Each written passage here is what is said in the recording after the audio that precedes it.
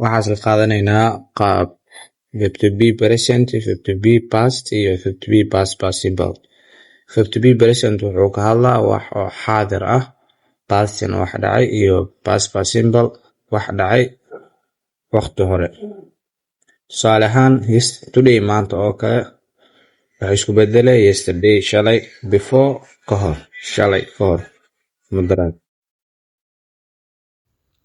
marka yesterday shalay iyo before ka hor.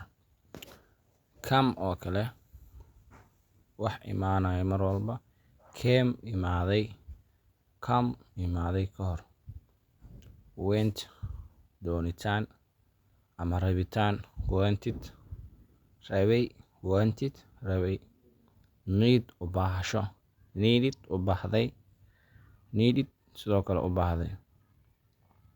erey kill dilid waay, kill dilay, dila, killed dilay, killed dilay. help caawin, helped caawiyey, helped caawiyey. cry ooyin, cried, cried. waa qayb walba saas waay. stop joojin waay, joojiyey, joojiyey. find helid waay, found, found, found. like jeclaansho, like it, like it. run or did, run, run it.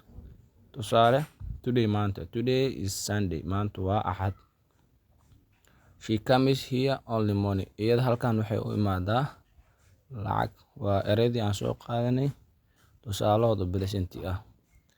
we need a lot of books esak maqan, waxaan u baahnaa buugaag fara badan.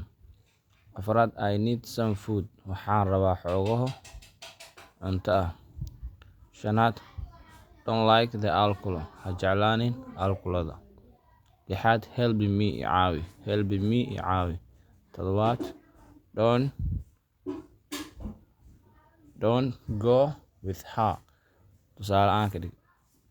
todobaad waa don't cry, ha ka oysiinin with her, iyada ka oysiinin, cry waay.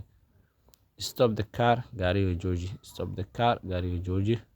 where can I find this car, halkee ayaan ka heli karaa gaarigan oo kale ama gaarigan. I like the short girls, waan jeclahay gabdhaha gaaban.